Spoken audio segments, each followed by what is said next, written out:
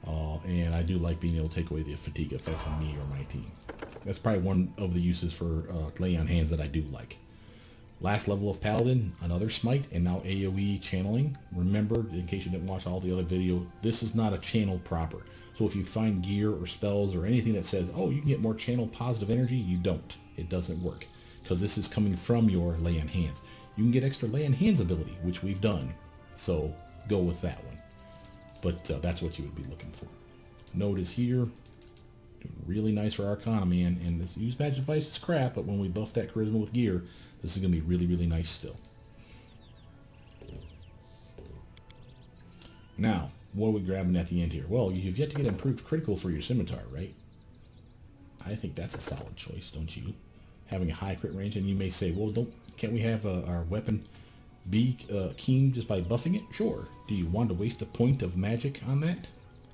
Because I could get a +1 added to my weapon swing, or make it fire, or make it do cold damage, or any number of other things. Why waste it? Until this time, feel free to use it, or find keen scimitars. Now that you have this improved critical scimitar, you don't have to worry about using keen anymore. Okay? Now we're done with Paladin. You'll never touch it again. Back to Magus. Now we're getting our concentration bump. Love that. Boom, boom, boom. Are we keeping all those spells? No. We're getting rid of fly, remember? Remember? Always check. Was there something you wanted to get rid of? Yes, I want to get rid of fly. Why? Because we're going to get overland flight now. In fact, let's just skip right to it. Poof. Level 2 was always going to show up. This is your last level 2 spell. Again, I can get glitter dust. Remember I said I was grabbing web and I was like, well, I can still get glitter dust. We could get effortless armor. Remember, you're going to be in full plate. You don't have to be, but why not make it less of a problem? You run at normal speed, and you don't have to worry about your athletics, your mobility, and your stealth checks. Again, you probably don't care about those things, but it's there. Don't like that. Here's Acid Arrow waiting for you, baby. Those are 3 solid spells. Pick one. And I do like Acid Arrow. Remember, you get sneak attack damage with this. The 2d4 sounds lame, and it definitely is. But look at the range on this spell. This is one of your only single target spells that has a range of long. And I know that sounds dumb, but if you haven't started the fight and you're not using turn-based combat, which most people would leave it on, but you can turn it off. You can get a first shot off at long range. They can't even see your ass yet. Boom in the face, which guarantees sneak attack because he was definitely flat-footed. He had no idea you were shooting at his ass. And if you have your sense of vitals and all that wonderful buffs up besides, you're doing 6d6 plus 6 of acid damage on top of the 2d4. And again, that sounds lame, the 2d4, but 66 plus 6 sounds sexy, doesn't it? Sounds sexy. So sexy. But I don't want it. I'm going to go with glitter dust. Again, everyone's different, but pick one of those 3. Level 3, remember this is your recycled fly spell. I like Fireball. We're missing it. Do you miss it that much? Or do you want slow? Again, I can't tell you. Pick that, pick Fly, pick Fireball, pick Dispel Magic even. But know that Fireball and Slow would be my favorite choices here. And again, I'll take Slow because, again, Electric versus Fire, it doesn't make a whole lot of sense that you go Fireball. Especially at this late point. Magus. Unlocking abilities that are cool. I'll show you that here in a sec. Come on. First, last upgrade. And we're not getting this far. This is the last one we're getting. Bane Blade. And again, you may say, well, get yourself the spell blending. First, let me show it to you, because I want you to whine, and I want you to see what you could have gotten. This is all your level 5 spells. There's some good shit in here. Angelic Aspect is one. I do like it. You don't have access to it normally. Constricting Coils is one. I do like it. You don't have access to it. That's a bummer. I do like Hungry Pit. A Hold Monster, Icy Prison, Mind Fog, Phantasmal Web, Shadow Evocation. The point is, there's a lot of good shit in here. You're not getting it. Why am I then grabbing the... There you go. Why am I getting Bane Blade? Because Bane Blade is just that awesome. It takes one of your pluses away of your weapon. Remember, it's a +4 now. It takes one of your pluses away to give it the Bane quality. What does that mean? Well, it takes a 1 away to give you a +2 to your swing. So now it went down 1, but it went back up 2. So that's a net positive, right? So it's +2 to your swing and +2 to your damage. And it's considered a Bane weapon against anyone you're swinging at. Doesn't matter if they're undead, doesn't matter if they're constructs, doesn't matter if they're humans, if they're giants, dragons, whatever. it's considered Bane for that opponent. So not only is it a +2 to swing and a +2 to the damage, it's 2d6 extra damage as well as the other damage we just talked about. So it's a really nice swing to your weapon. You want this one. Short version, okay? Grab it. Okay, what's our last feat? Well, remember all those spells that I really wanted? You can still get one. Just go here and grab extra Arcana, baby. Go down here, grab your spell blending. You only get one, so make sure you get the one you want. Notice we're missing Arcane Strike though, and I really kind of wanted it. That's extra damage. It's only +4 to your damage, but it's still +4 per swing. That's nice. And it's always on. If it shuts itself off, you need to return it back on. But again, it's worth having, and it doesn't cause you any penalties. If you can get by losing off on 4 points of damage per hit with your weapon, again, it's not that impressive, I recommend then going back here, like I said, and grabbing your extra Arcana, Eldritch, Scion, coming down here, grabbing Spell Blending, and what spell would I pick? Well, there's all kinds of good shit in here, but the one that I liked the most was Icy Prison. You may disagree. You may say, I like Shadow Evocation. And I do too. Why wouldn't you want a spell that gives you like 5 spells in one? Including Lightning Bolt again. And remember, this can be intensified. It's a level 5 spell. You're about to be able to cast level 6 shit. This is not bad. Again, there's other stuff in here. Acidic Spray, we can get that though still. Constricting Coils though, and Hold Monster are amazing spells. Hungry Pit is a nice spell. No spell resistance, and it does continual damage as it contracts on the bastards that fell in it. It's a solid spell. I like all those, but I like Icy Prison, and I'll tell you why. Unlike Hold Monster and Constricting Coils and Hold Person, those are all mental effects, which means that it is a will save. This is a reflex save, and it does damage, so it's nice. It does cold damage based on your character level, I think up to like a 15 maybe. No, maybe not. Maybe there is no cap. Maybe it is giving you 16 cold damage per round, and it lasts for many, many minutes. However, there is a way to break out of it. I'll show you that when we show you the spell. But it is a good spell to have. If you don't want Arcane Strike, this is my recommendation for your last pick here. Level 5. I like that Acidic Spray. We just mentioned it.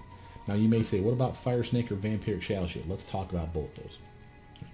First, let's compare Fire Snake to Acidic Spray. This one's teammate friendly.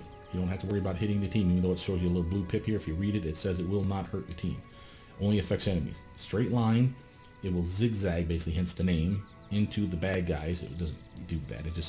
It's understood that it does it, is my point. And it will hurt just the bad guys. And it does 15d6 of damage, best case scenario. And it can be intensified. But again, you're only going to take that to 16d6. And it would have to be a level 6 casting. But it is there. It's worth mentioning. Same with Cone of Cold. It's the same damage, except Cone of Cold is not teammate friendly, as you know. It is, however, undead friendly, so your Skeletors are fine. And you can intensify that too for the same amount of damage at level 6. But let's talk about Acidic Spray. It does 15d6 of damage. It's acid damage, and there is a save, and there's spell resistance. So what's the deal? And it's not teammate friendly. Why would you want this over Fire Snake? Well, let me explain. If they fail their check, they take full damage, and on the next round, they take half damage. So 15d6 suddenly turns into 15d6 plus 7d6 because they round down. So that's a 22d6 damage spell in my opinion. Yes, it's not teammate friendly. Make sure your team is immune to acid before you hit them with the shit, or line it up in a way that doesn't hit them, or say, sorry guys, I have to cast this spell and melt your face off, whatever. Point is, it does more damage, and this is why you want it over Fire Snake, okay?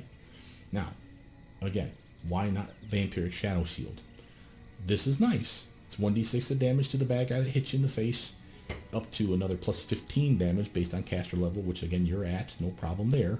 So it'll be 16 to 21 damage to them every time they punch you in the snoot, right? Not bad, but spell resistance is applicable here, as it says it applies to this effect. If he has spell resistance, he may be immune to me zapping him back. But the beautiful part is if he's not, and he takes damage, a quarter of that damage heals me.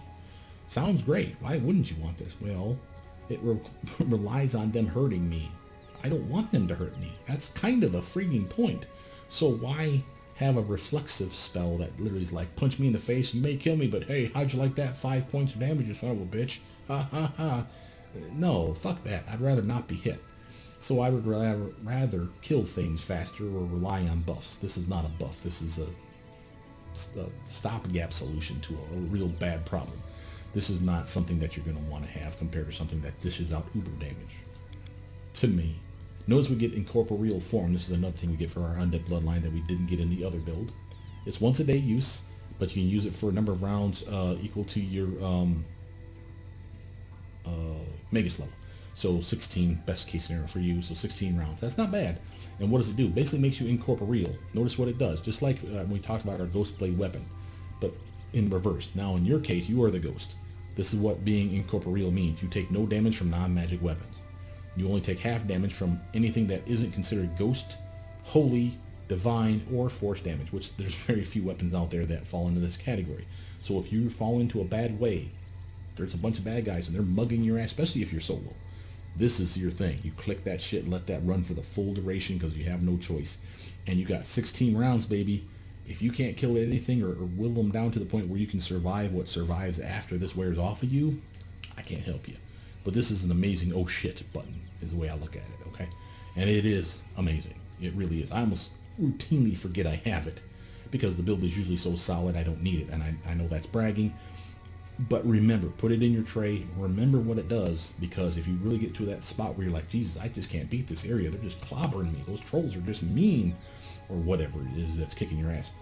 Oh shit, what does this do? Oh yeah, half damage, baby. Boom. And now you're just mowing through them. And you got the health to take half damage, so don't kid yourself. You're going to be fine. Last level of Megas, and we are done. And then I'll gear you up and show you cool shit. Charisma 24 plus 7. Notice the health 247, 267, and it's going to get better than that, man.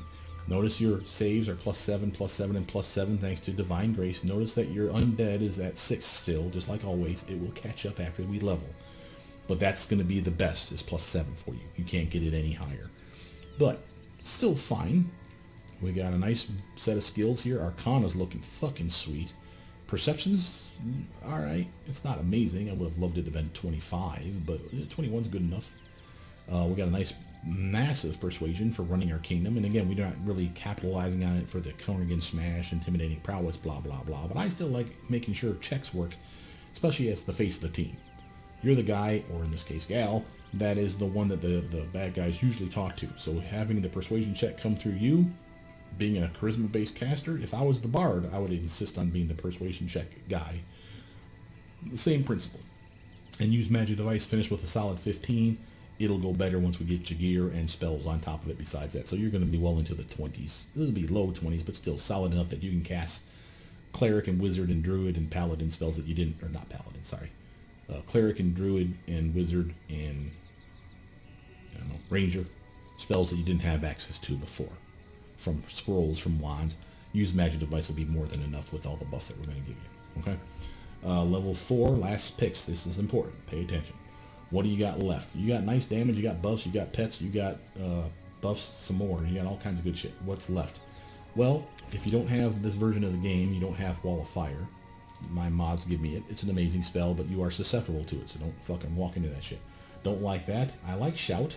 You didn't take it. But I do like it, and I like it for this reason here. No spell resistance. It's lame damage and a lame stun. But, and it's not teammate friendly, but again, no spell resistance. If that's not your cup of tea, and I agree, it's kind of lame. Again, Shield of Dawn, same principle as the other one that's Aura, where they hit you, they take damage. Instead of healing you, though, they just take damage and that's it. So this is even worse. Pass. You can't do reduced person and large person on yourself. You're undead. Pass. Ice Storm is garbage. Pass. Phantasmal Killer, on the other hand. Instant kill spell. It's an illusion spell and you're not great at them, but you're not bad at them. Your charisma is real high. That's your casting stat. So you do have a high DC check on your DC spells. So you have a good chance of this shit landing. And even if they just fail the will save but pass the fortitude save, they'll still take damage. So there is some fun to be had here. And it is super funny to watch somebody clutch their chest and fall over in a heap and dying just from you pointing at them. I don't know. I'm sick. What can I say?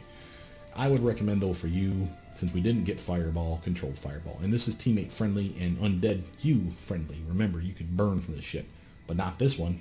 So, and you can intensify this one too. So it's 10d6, and here it'll be 15d6. So, and this will give you another fire spell here that you didn't have. So yay!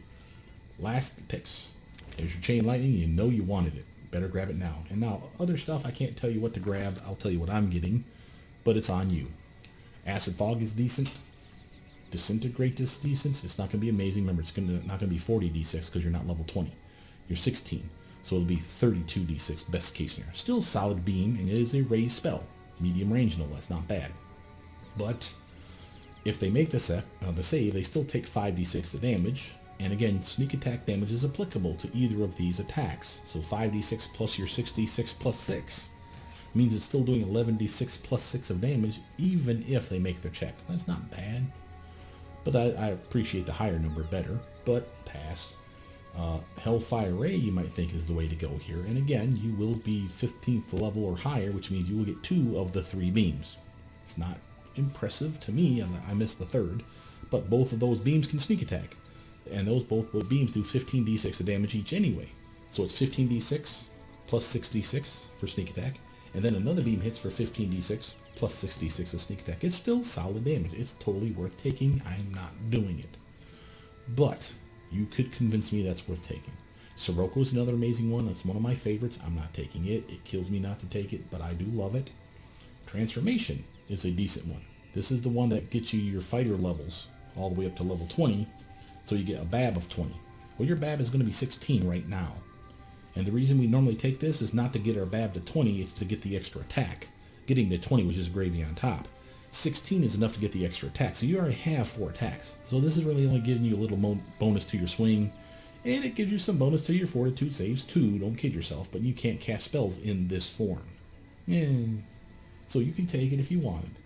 True Seeing is decent. I'm not grabbing it either. I'm getting Umbral Strike, and you may be like, wait a minute, you're passing on Hellfire Ray, 2 beams of solid damage for something that's going to do only 16d6 of damage? Wait a minute. Okay, hold on now. First, medium range, close range. Shoot it farther.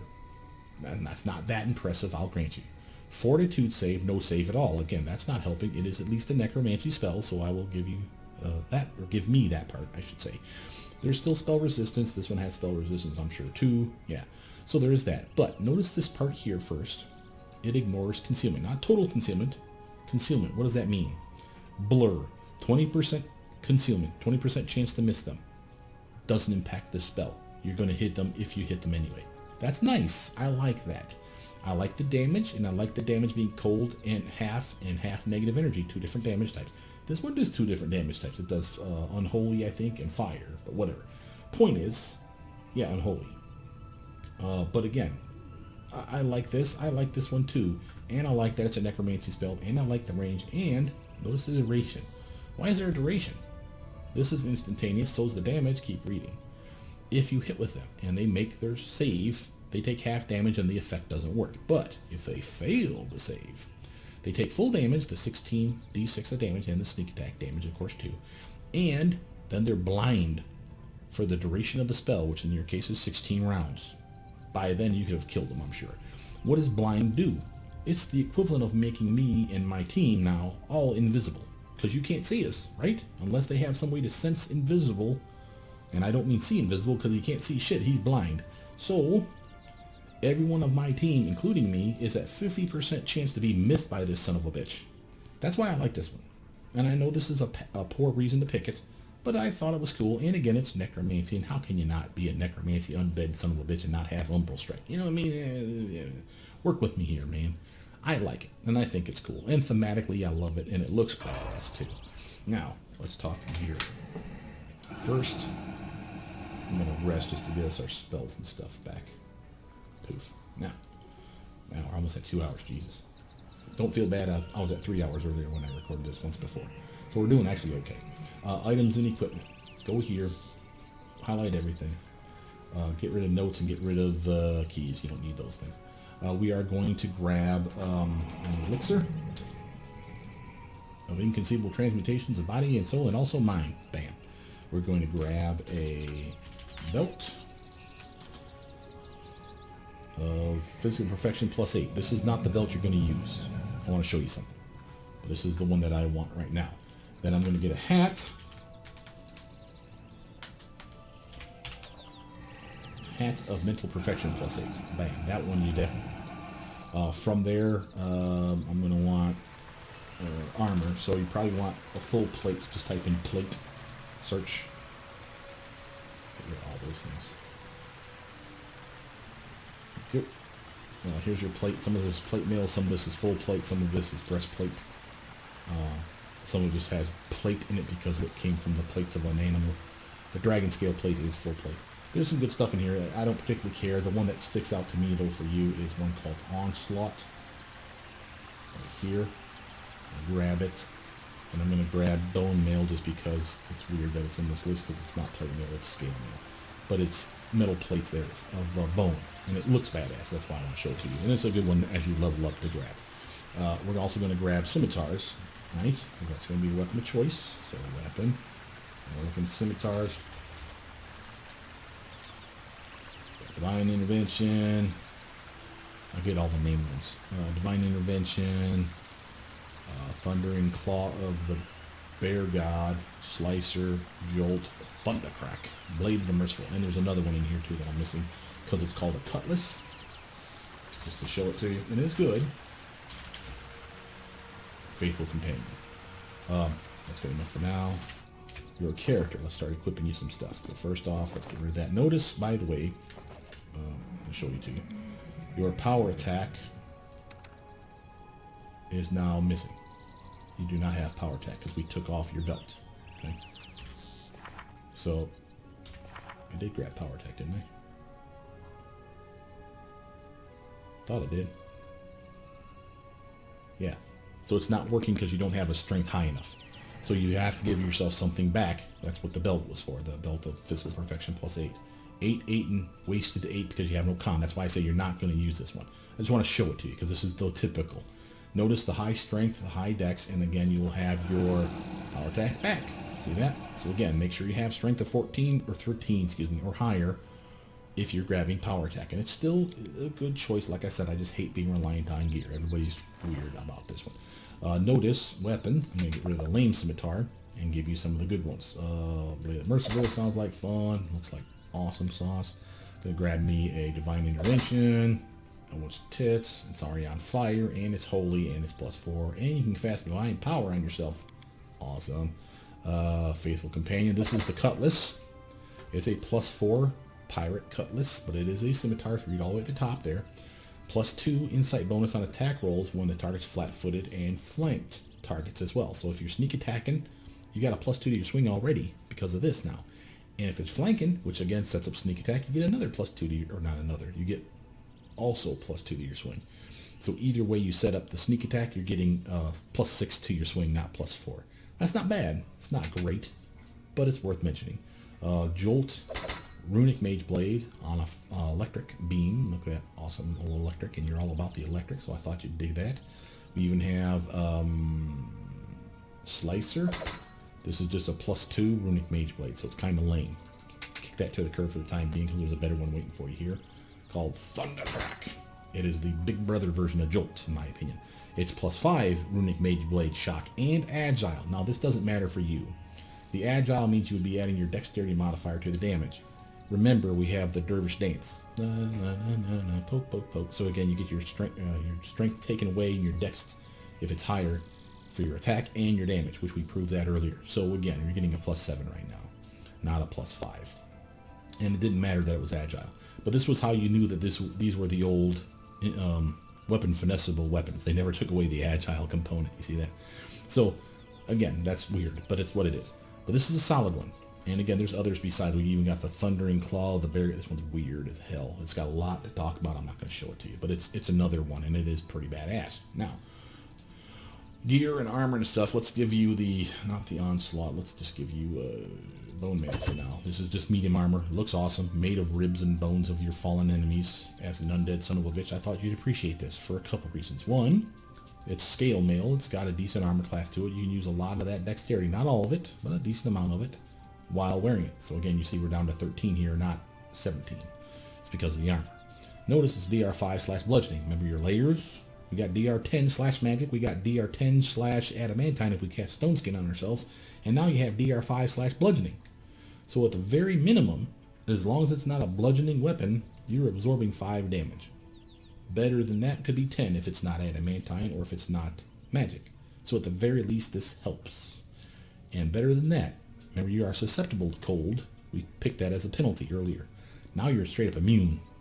And I can prove it by having one of the casters like her hit you with like a nice cold spell. It'll do no damage. Trust me on this, it's true. So this is nice. It's not the one I'm suggesting. I'm suggesting Onslaught, but we'll get to that later. Now, Ring of Circumstances is something that you always will put on the main character. I can get you with this. Where's my hat? My badass hat, which is +8, +8, +8. The +8, +8, plus wasted 8 of con belt, the ring, and a potion. I can get you all your stats that you care about, which is 4 of them. That's Charisma, Wisdom, Strength, Dex. I don't give a shit about Intelligence, it's just there. But Strength, Dex, Wisdom, and Charisma, I can get you without buffing you up like this. So you see your natural buff that you have right now. I can get you, see, 4, so 8 and 2 make 10, and 2 more make 12. I can get you 12 points higher for Wisdom, 12 points higher for Charisma, 12 points higher for Strength and Dex, making all these go 6 points higher. So this could be a 13, a 7, a 9, 7. Okay? So, how do I do that? Ring of Circumstances, the belt that I told you about, at least something comparable, which I'll talk about that in a minute, and of course the hat. There's no way to get around the hat. You probably want to wear this hat. The hat's awesome. Sorry. I know you look stupid. I don't care you look stupid. You're a caster. Damn it. Wear your wizard hat. But this is amazing. And we need one more thing. The potion. Elixir of Inconceivable Transmutations of Body and Soul and also Mind. This is a one and done. You use it and it's a permanent +2 buff to all your stats here, which means a +1 to all these ones there. So let's do that. Use it. Bam. We're not done yet. Why is it not 7? You said it'd be 7, 9, blah, blah, blah, blah. It's because we haven't activated the ring yet. To do that, we have to rest.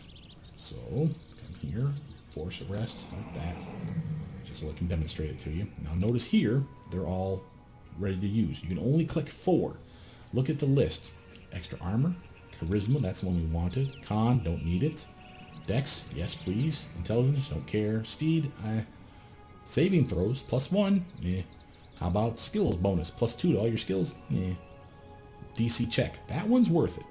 We're not doing it, but it could have been a good choice. But we wanted strength, and we wanted wisdom.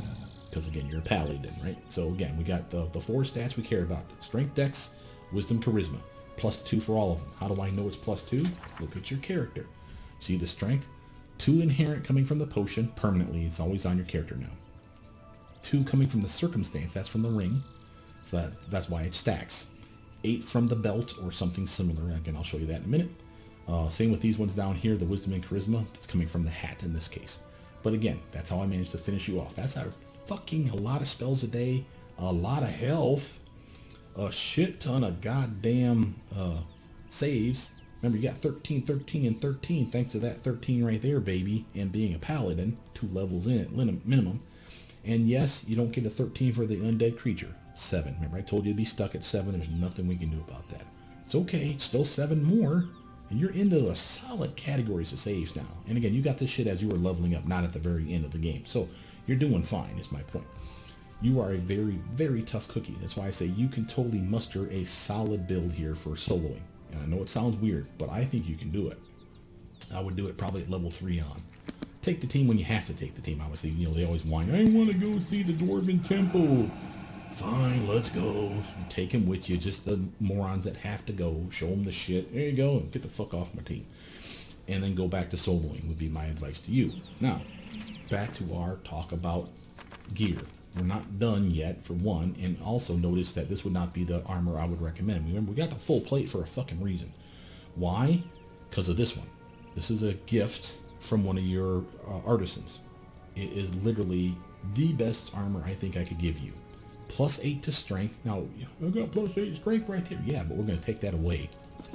But why? Because I can get it from the armor, baby. Right there. Now, yes, Dex sucks right now. But, notice something.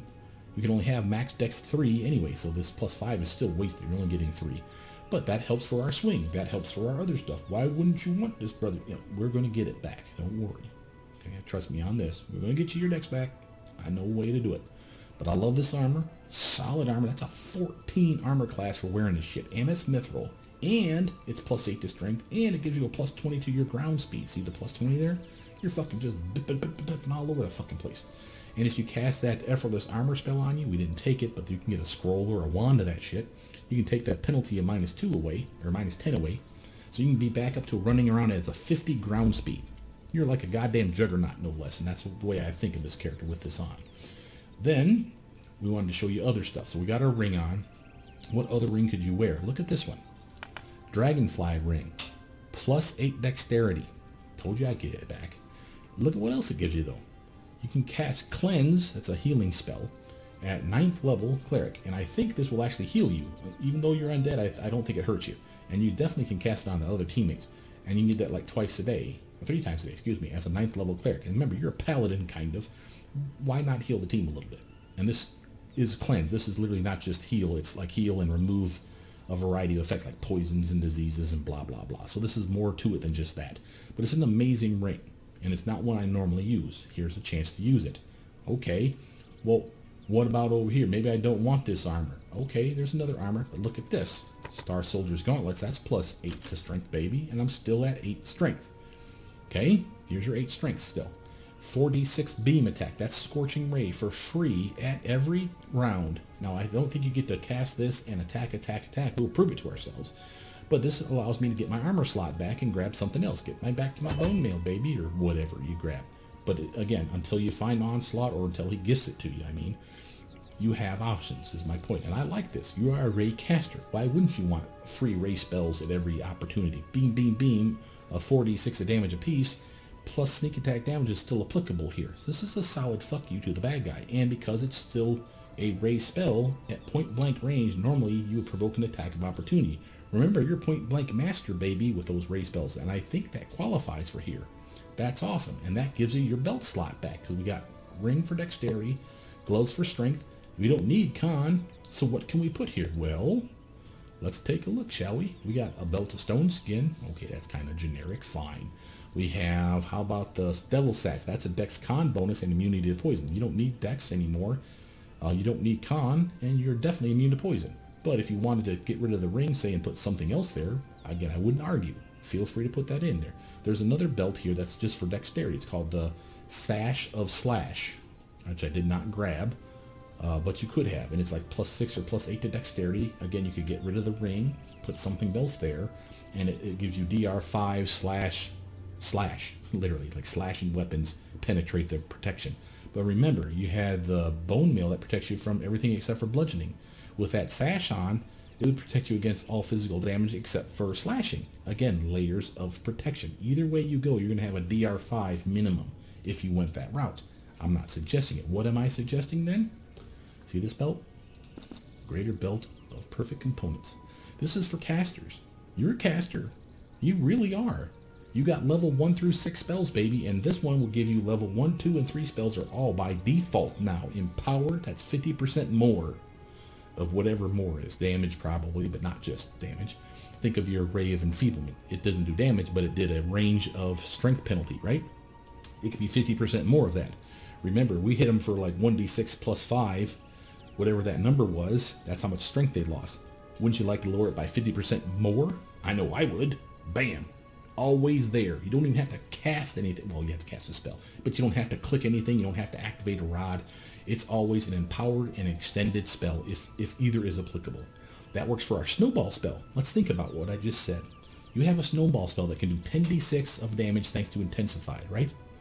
Well, why not make it do 15d6? How do we do that? Right here, baby. 50% more. 10d6, whatever it rolls, multiply it by 50% more. So 1.5 is what you times it by. And that's how much you'll do. So 10d6 could be 60 damage if you roll all 10s, right? Or sorry, all 6s. So you get 60 damage on that, right? But with this, it's now 90. Boom. That's fucking level 1 spell, bro. Hitting him in the face. Scorching Ray. 4d6 of damage. Not really. Technically, now it's 66. I mean, it's not. Let me be real clear on this. I say 66 because that's the math. But think about what I'm actually saying. It's not 6 dice. If that matters to you, because there's some stuff that buff you, that give you extra damage per die. It's not 6 dice. It's still 4. Okay? It takes whatever the number is. So if you roll a 4 total, if you roll a 1d6, 1d6, 1d6 4 times. If you get 1s all the time, you get 4 damage. Then it takes that damage number and multiplies it by 1.5. That's what Empowered does. It doesn't give you extra dice.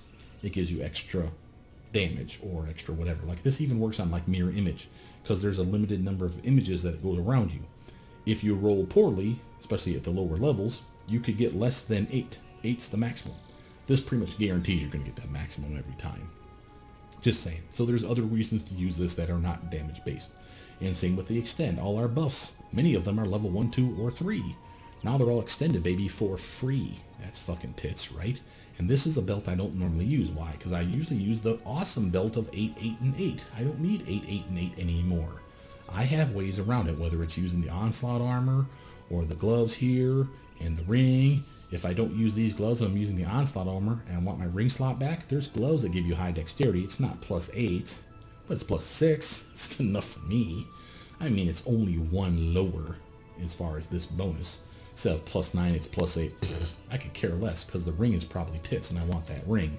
Whatever ring I want. There's some really good ones out there, like the Greater Ring of Ultimate Protection sounds pretty tits. Again, there's points. There's a variety of ways you can make this character is my argument here. Boots, you want the Manticore skin boots probably, because why not give a plus 4 to your armor and move a little faster. See that? We're back up to moving at a goddamn 30, and that's without having onslaught on. You put onslaught on and you're going to be up to running 50. Just zipping all over the place like a goddamn machine. Bracers, you're probably going to use Charon's or Charon's Touch, whatever it is. Because of Greater False Life, you didn't have access to that spell. You can cast that now twice a day. That's a nice solid buff for your temp HP. And not that you need it, but fuck it, I'll take another 20 or so. That's awesome. And that's free twice a day for many, many hours or minutes or whatever it lasts for. And then you can get a harm spell once a day. Remember, you're undead. I know I keep saying this, but you are undead. Because you're undead, how do you heal undead technically in this game? Well, how do you heal, not Octavia. Fuck is her name? Got Julia in my head for some reason. What the hell is your name, Inquisitor? It's the Inquisitor, the undead bitch. She heals herself not with healing spells, she heals herself with inflict spells. That includes harm. Well, now you just picked up a piece of gear that allows you to cast, where is it at? Once we rest. Yeah, Greater False Life twice and you'll get harm once. See this? This will allow you to heal yourself.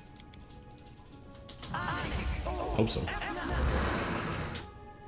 Didn't damage it, at least. If I had taken damage first, which I probably could do by having someone shoot me in the snoot. Here, let's have, you got a spell. No, not cold. Lightning. Is that me? Alright, I've taken damage. Now let's do an instant rest. Shit. And I just healed myself. Let's do it again. I wanted to get my charge back so I could show this to you. Okay, so we recharged everything now, which is fine. Where you at? Get your heal, your harm spell, excuse me. Pick it on yourself like that. See how it healed you? Healed for 18. How much could it have healed you for? I don't know. It doesn't tell me what the cap is. Normally I would tell you that the cap of the spell is 15th level. That's 150 health. Let's assume it heals you for just 100. Just to give a number, because again, I don't know. How much health do you have, bro? Damn near 400. You're taking damage because you're just not paying attention and you're just whooping ass and just taking names and having fun. And you're like, oh shit, I'm down to half health. That's like, let's say 200 health. Time to cast harm on myself and heal myself for another 100. Maybe it heals you for a full 150. I don't fucking know, but it's definitely going to be more than 10.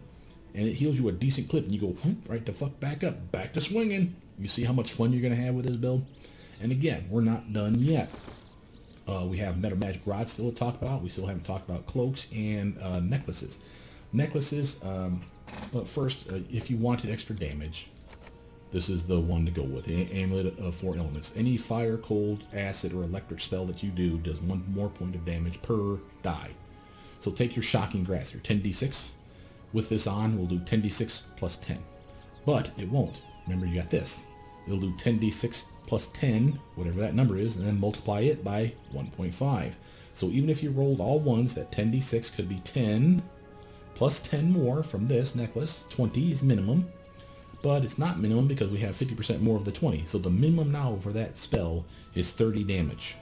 Minimum. And there's no save for that spell. Remember, you touch them or you don't. Touch, channel it through your weapon. Eventually your weapon's going to hit. It's going to deliver 30 points of damage minimum now. just because of that necklace and this belt. I'm not saying this is the way to go. I'm just saying that this is the math, okay? And that's the minimum. Well, let's think about the maximum though. 10d6 could have been 60, again, plus 10, 70, plus 50% of 70, which is what, 35 more? That could have been a guaranteed 105 points of fucking damage, and that's before you crit, bro. For a level 1 spell, well, level 2 spell, 105 damage, and if it crits, it did 210, right? Just saying, it's fucking cool. That's why I like this one better than the other. The other one's fine. It's this guy here. He was fine. He did what he wanted to do. He did damage, he had smites, he had mark of justice, all that shit, and he still had some spells besides. He was fun. I would enjoy playing him. This one will be better, and this one would be solo material because of the extra health, the massive saves, and while the dex is not impressive at a +9, because this 13 looks like shit, but it's because I'm wearing armor. Take this shit off, this jumps up to a 19. Then cast something as simple as mage armor, which you can get a wand of that shit, like 50 charges, super cheap, and the damn thing lasts for like 50, like it has 50 charges, it lasts for like an hour per charge. You got 50 uses of an hour-long buff that gives you a +4, a +4, and nothing here, but that's still solid armor. And I could have given you braces of armor class +8 instead. We didn't because, again, why? You have the ability to wear armor, but maybe you don't want to. Maybe you want that kick-ass robes. Remember those robes?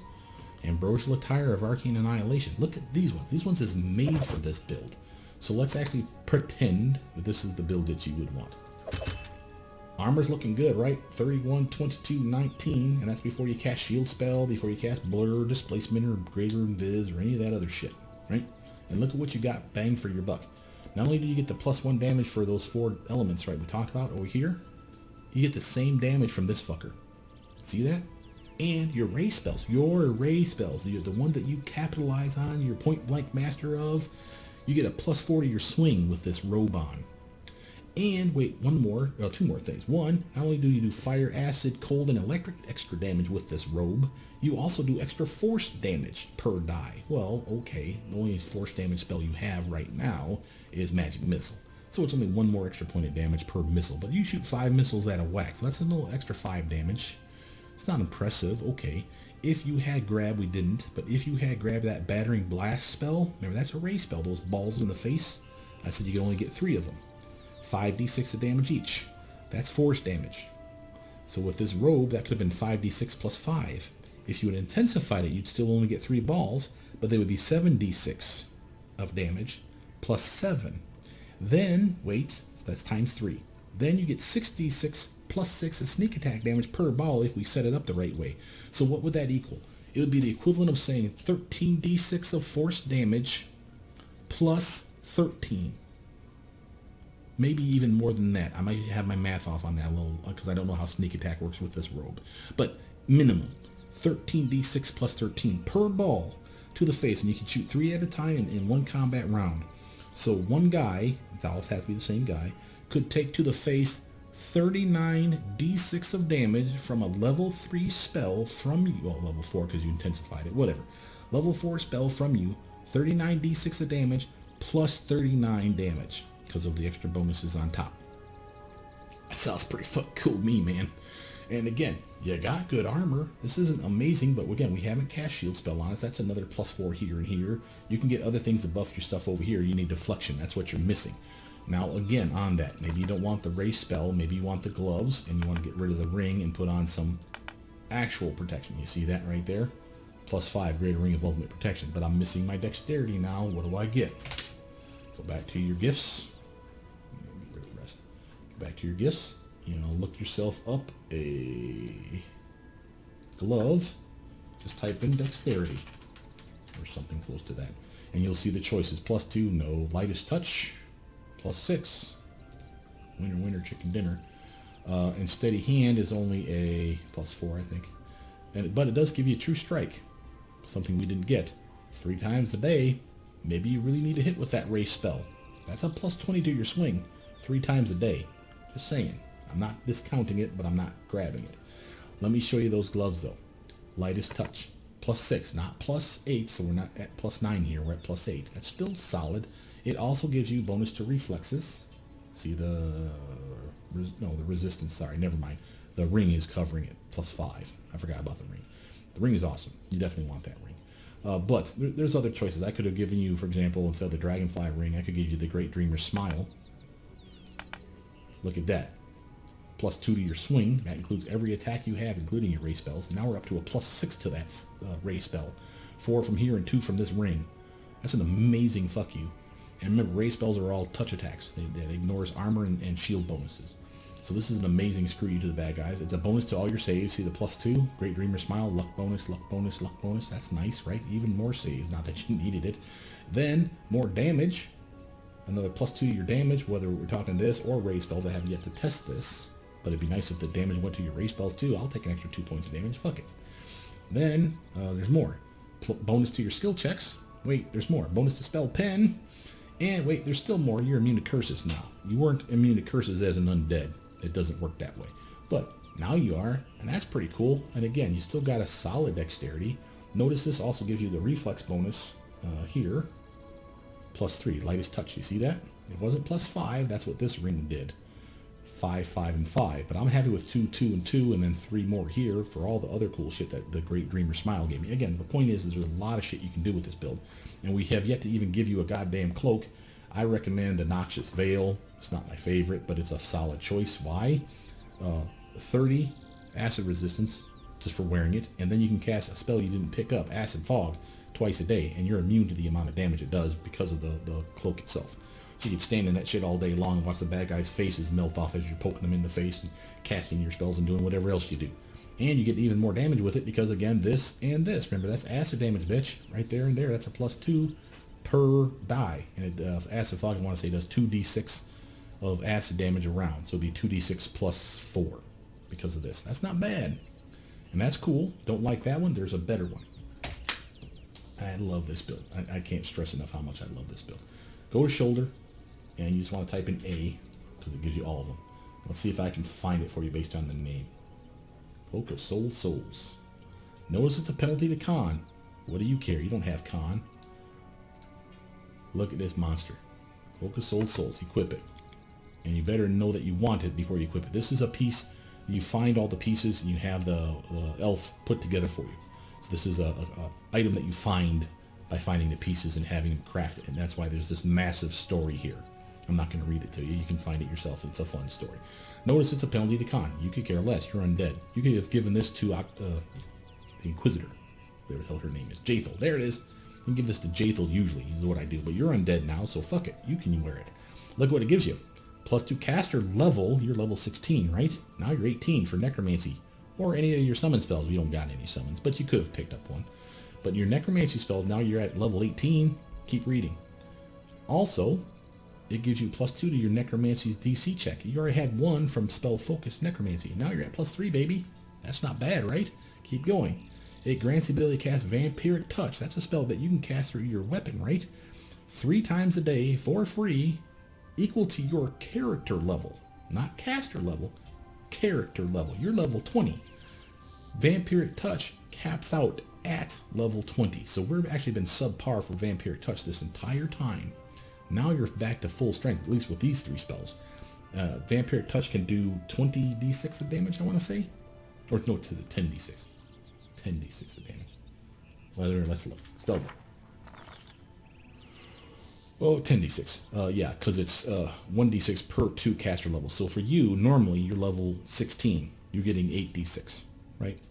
With this, you're at, technically with these spells, you'd be at 9d6. Why? Because you got 2 more caster levels thanks to this cloak. With the Vampiric Touch you're casting because of the cloak, though, you're at 20d6. Or 10d6. 10d6, sorry. So that's not bad. So again, I appreciate the fact that you actually get this ability. And it's something that you jive on. It's pretty fucking cool. Notice this bad part when I said you really want to make sure that you're equipping this cloak if you want it, because you're never taking it off. If you take it off, it's cursed. Notice the penalty to your con, right? It's cursed. There's a massive DC check to keep from dying immediately. Even if you don't die, it summons a goddamn hostile. Even if you do die, it still summons a different kind of hostile, and the team has to deal with your fuck up. So it's really bad to take this off. But once you have it, if you're willing to wear it, oh baby, it is an amazing cloak for your character.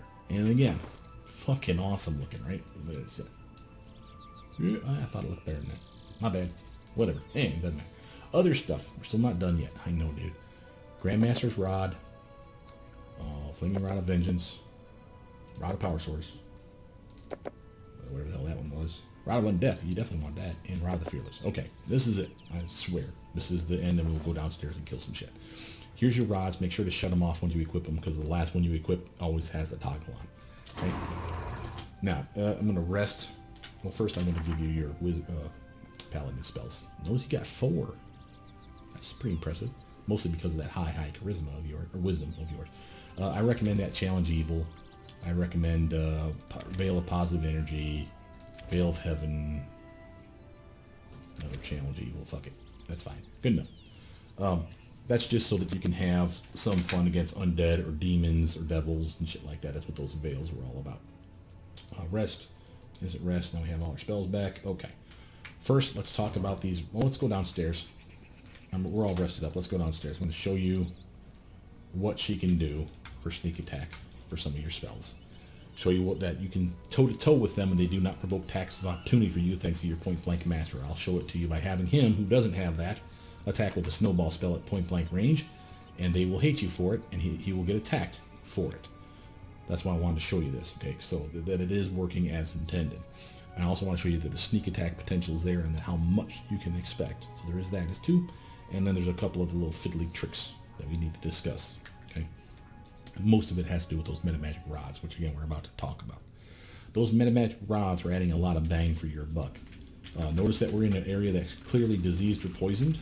That's what the purple clouds mean, and the blotchy splotchy this. So if you're worried about being poisoned, don't. Remember, you are immune to poison. And I spelled shock wrong. Why didn't you tell me? My bad. I do want to buff. So I do want to cast Shield Spell. And I probably want to cast False Life. We're at 30 health for that shit. That's because of the belt that you're wearing, remember? Because it's a 1d10 plus 1 per caster level. You're actually getting 20 normally, but because of that belt, it's considered level 1 or level 2 or level 3 spell. Remember, it gets empowered by default. That's 30. That's an extra health. You're up to over 400 health, bro. We want Sense Vitals. And that's going to be also, just to show it to you, that has been extended, remember, because of your belt. We do want to extend your Greater Invis, but it will not work on it because it's level 4. So what do? Well, remember we had Meta Magic Extend? Let's click that first. Go back here. You'll put all this stuff in your tray. I'm not going to waste your time with that anymore. But now it's just as long, or damn near just as long as your Sense Vital. Same double duration, okay? This is how you set up your sneak attack love. All right. Let's get you inside. Find the target. Like this little bastard over here. And we're going to attack. Bam! Sneak attack. Wait for it. I want you to see the swing. Okay, so first off, sneak attack swing. 34 swings. Base attack of 16, not 15. Remember your 4 levels of Paladin, there was a reason for 4. 16, that gives us 4 attacks normally. See the 1 out of 4? 4 attacks. I can get you 5 if we speed weapon, or if we have haste on, we have both those options, or if we channel a spell into your weapon. I'll show you that. Which means that I could technically get you to 6 attacks in a combat round. Now imagine that, with that, when we're talking with your scimitar, or whatever weapon in your hand. Let's just say it that way. With whatever weapon you've chosen, I can get you 6 attacks minimum by the end of the game. Okay? That's not bad. And remember, 6 attacks, if all hit, with the way we set you up, that's all sneak attack. And how much was our sneak attack? Well, first, he's flat-footed because we surprised him, so he doesn't have his dex bonus and blah, blah, blah. He has some crappy armor. Everyone gets a base 10. He's hard to hit because he's tiny, and of course, we're on harder difficulty. But ignore all that to move on to the damage. We hit, and we did sneak attack. This is your damage. We did not buff the weapon. The weapon was already awesome, but we did not buff it. We're using Thundercrack. 1d6 plus 15, 21 damage. 1d6 of electric, because it's already an electric weapon, hence the name. So it rolls that. In this case, it did 5, and then there's your sneak attack. 66 plus 6, right? 5d6 plus 5 came from your spell, Sense Vitals. The 1d6 plus 1 came from our combat trait, Blade of the Society. That's why it's plus 6. Otherwise, it would be just 66. That trait's very weird, and I love that extra 6. That's just really just nice on top. Just another little fuck you to the bad guy. I kind of dig it, and that's amazing. Now remember, that's a touch attack. That is a sneak attack. Now I'm gonna ignore these guys so I can just tank it all by myself. But I do want to have him come in here, so I want to show you how they will swing at him when he tries to shoot them at point blank range with a ray spell. Okay. Come get it. I'm moist and delicious. Right here. Pally waiting for you. Don't go to him. I'm closer, you dick. And he's invisible. What are you going to him for? I guess because they saw me kill his friend. Yeah, anyway. Skip turn. I'm going to have her skip her turn too for a minute just because I want to show you this paladin thing. Okay, come on. Come on. First off, remember, we have a paladin ability, challenge evil, power, excuse me, and we also have smite evil. Remember, smites don't work on non-evil targets. So I could click this, hit him, and if he's not evil, I just wasted a smite. Why would I do that? Well, I don't know that he's evil or not. So here's a way to check. Challenge evil, spell, paladin spell, click it. See how I'm good? See the X through the little circle on the cursor? It's because I'm not evil. He is. See the X went away? So now you know he's evil. And I'm not saying don't cast the spell, but if you don't want to waste your spell because you only have the one, right click it to get off it, and now click Smite Evil and Smite Evil. That's what you should have done. I should have showed you that in the last video. I forgot, my bad. But that's basically what that trick is, and that's why I like that spell, by the way. There's other tricks that you could use, but that's the easiest one to get. Notice I'm going to come here and then cast a spell to him at point blank range. So I'm going to do Snowball.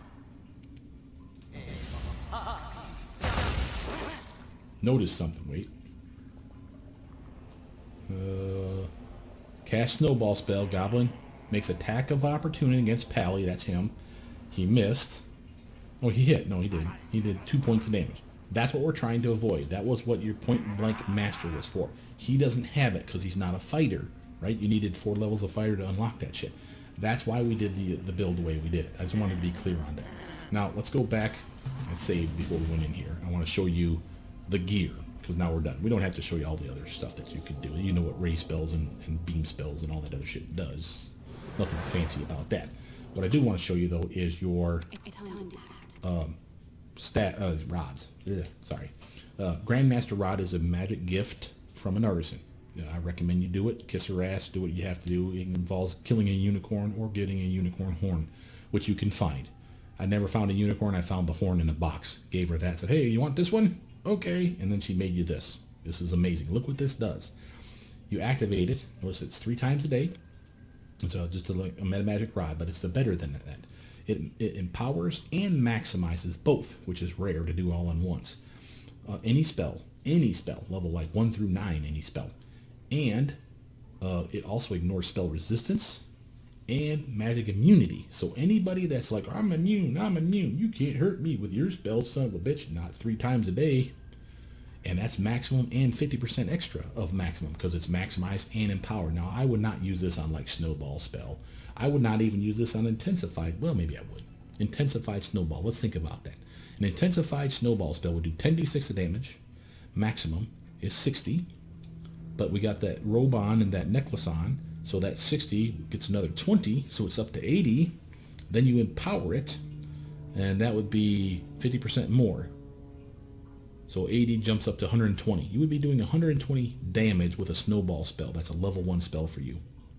Boom. And again, as long as it hits, which you're really good at hitting, pow, 120 points of damage. And he's not ignoring it because, again, it ignores magic immunity and spell resistance is a thing of the past, at least 3 times a day. That's a solid fuck you spell. And that did not include sneak attack, which we could have done. Now, I don't know how much more it would have been. Probably just 66 plus 6. It could be 66 plus 6, 12, 18. I don't know that. But at least 66 plus 6 is my point. And that's not bad, but that's not your best spell. I know it sounds like it is because that's a solid amount of damage.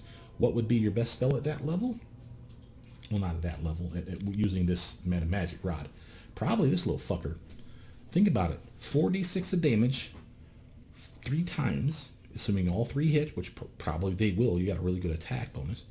And that's 4d6, 4d6, 4d6. So that's 12d6 of damage plus 24. Why 24? Remember the robe and the necklace.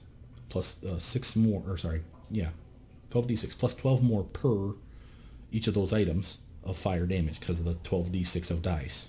So it'd be 12d6 plus 12 plus another 12. So that's why 24. And then 6d6 plus 6 of sneak attack per beam. And again, that's another 18d6 plus 18 added to that 12d6 plus 12. So we're up at 30d6 of damage plus 30 more damage, at least, if all sneak attacks hit. And that's an amazing spell. And that's before we calculate it for being maximized, which means full damage. And then before we calculate for the fact that it can be empowered because of that metamagic rod. You see how you could put a whooping on something? 3 times, just beam, beam, beam. Next round, beam, beam, beam. Next round, still alive, fuck you, beam, beam, beam. And again, you could see the fun you could have. And remember, you can still attack with your weapon. So run up on that immortal god boss fight, son of a bitch. Get right up in his grill, have that rod on, all 3 charges, have it on, cast your spell, pow, pow, pow, swing, swing, swing with your weapon. Next round, pow, pow, pow, swing, swing, swing with you. And again, if you have sense vitals, and of course he has to be susceptible to sneak attack, and that's always a plus. But again, still have sense vitals, still have greater invis on, and run in there and mow that motherfucker down. I'm telling you, you'd be amazed at how much damage you're doing with that. And that's just because of one of these metamagic rods. This one's awesome. Notice this one. Rod of Flaming Vengeance. This is where we get really funny. All your spells are now fire damage. Just because you have this in your belt. You don't even have to have it on like this. Just because you have it in your belt, all your spells are 1 caster level higher. So instead of being caster level 16, you're at 17, baby. Then all your spells that do damage are now fire damage. And remember, you have a robe on, and you have a necklace on that does extra damage with fire damage spells. So that should work. So like our snowball that does 10d6 of cold damage is now fire, and it would do 10d6 of fire damage plus 20 more fire damage because of the robe and the necklace. And then some. We got the empowered belt and blah, blah, blah. But my point is, you have a solid tune, lots of damage, really fun at swinging and attack, and I think you'll have fun with it. And this one's not even done yet. All of these are metamagic rods in some way, shape, or form. Notice this one has 5 uses. Normally they have 3. So some of these are weird. We got 4, 5, 5, 3, 3. But this one here is a maximized metamagic rod, a greater maximize, which means any spell level 9 on down. Well, you only have level 6 on down. So what? Any of them can be maximized now. 5 times a day. Then, wait for it. Remember you have the belt on. The belt makes any of your level 1, 2, or 3 spells empowered. Free. So let's take a spell that's good, like your lightning bolt, that does 10d6 of damage, maximize it with that rod, right? So we can do that. So 10d6 becomes 60. Empowered makes it 50% stronger, but wait, we're not done. You still have the necklace and the robe to account for. That's 10d6 plus 10 plus another 10. So we'll add 20. So 60 plus 20 is 80. And then again, with the empowered version, 50% more of 80, another 40. You're doing 120 electric damage, and all you have to do is cast that spell after you activate that rod. And it's AoE damage. You see how much fun we're having? Wait, there's more. I know, it's awesome.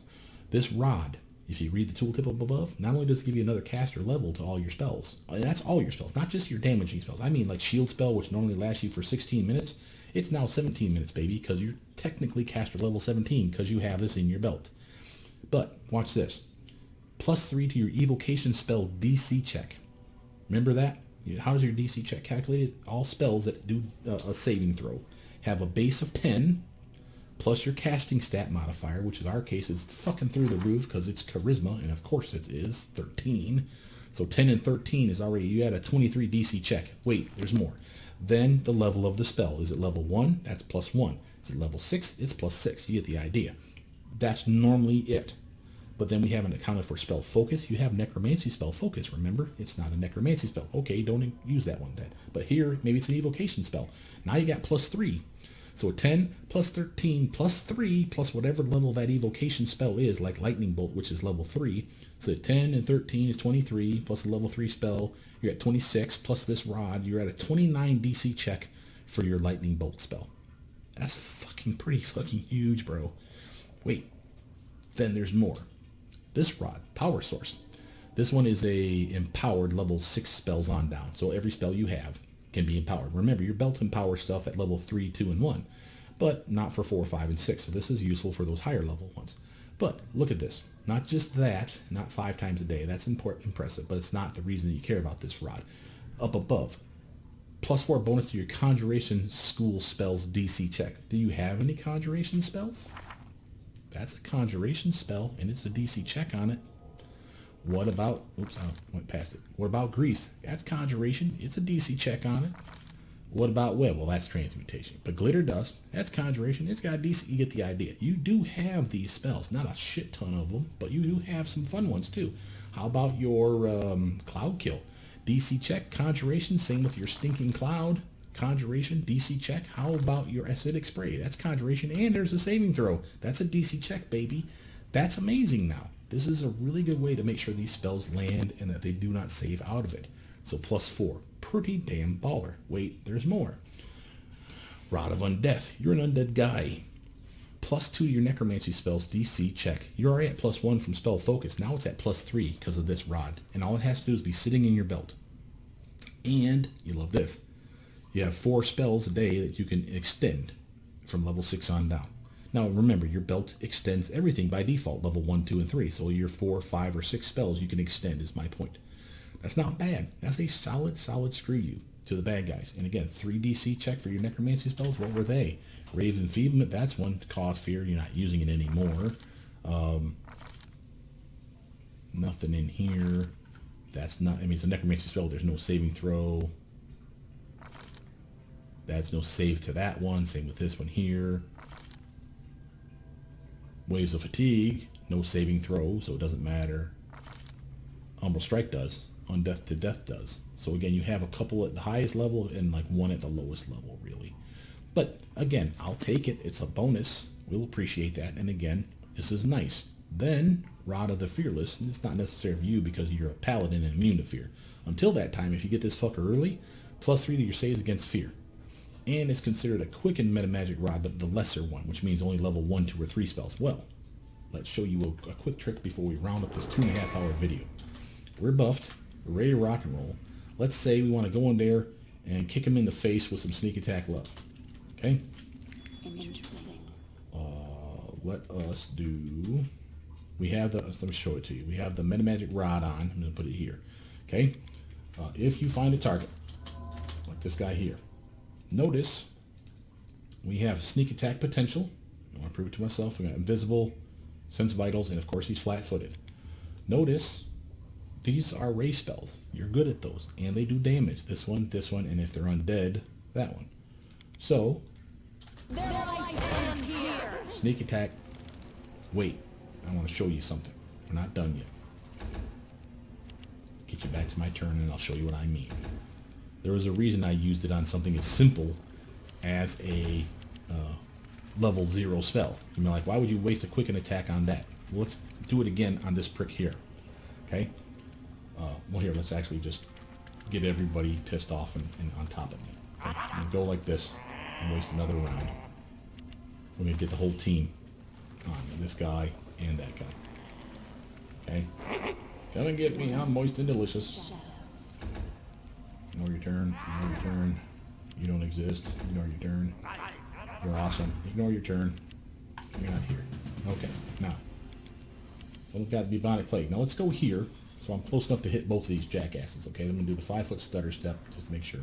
And right here, I should be able to hit both of these pricks with an attack and a raise spell. Now, I wanted you to see something. First, notice that I didn't use any of my charges. It had 3 uses a day. It's still there. Why did it not go down? Because it was a level 0 spell. So any of my level 0 spells I can quicken with this cheap-ass quicken, or lesser quicken metamagic rod, and it will never use up a charge. If it gets down to 0, again, once I take a knee at the end of the night, whatever, it'll go back up to 3. Not the point, but once it goes to 0, it's useless for me. But if it has even 1 charge, I can leave it on like this, use my cantrip, sneak attack, and it's quickened, shut it off. That used a swift action. See, that's right there. It's showing you that I used that. But notice I still have my attack, and, wait for it, I can still cast another spell and still attack. Why? Because I've yet to use my action, my standard action. Here we go. This will hurt. No, he's not close enough to swing. You suck. It should work though. Point is, you can cast 2 spells in a round this way. So I can do sneak attack with an acid cantrip, and then I can do a normal spell like snowball to the face, where it's not the quickened action, but it's still a solid hit. And both of them will do sneak attack damage. So pow pow. Kind of sweet, right? And again, does not use up the charge of that quickened meta magic rod. And that works for any of the quickened meta magic rods, whether it's greater, the normal one, the lesser, or that fancy one. And I thought that was worth pointing out to you. So that's a solid upgrade to your character. Now, this video is definitely long enough. I've managed to trim it down to half an hour. I know it doesn't sound like I did, but there's just plenty of fun for you to have with this character. And I think you'll like it. And again, we haven't talked really about it, but I do want to point out for your Paladin spells, they're not going to be amazing. You get caster level 1. Well, technically 2. Remember, you have that rod in your possession. Remember? That works for these spells too. So you are technically level 2 for these. That's not amazing, I'll grant you. But you can still get multiple buffs as far as duration on here. 10 minutes per level. That's 10 to 20 minutes for either of these. So if you're fighting undead, this is a solid buff still. If you're fighting outsiders that are evil, devils, demons, this is a solid buff. I would just probably stack up on more challenge evils, quite frankly, because A, they don't last long, and B, you can use them like I've been showing you to mark an evil target. Say, oh, he's evil. Smite evil that fucker. Go to town, and you'll have fun. And I think you will have fun with this build more than the other one. It can be solo, maybe not all the way to the end, but I'd love to see how far you could take it. I bet you could beat the game with a little bit of planning. There's a lot of fun you can have with this build. But with that, my name is Brother Mutant. Please like, subscribe, comment down below. Tell me what you think of your final build, buddy. And I'll see you guys soon. Bye now.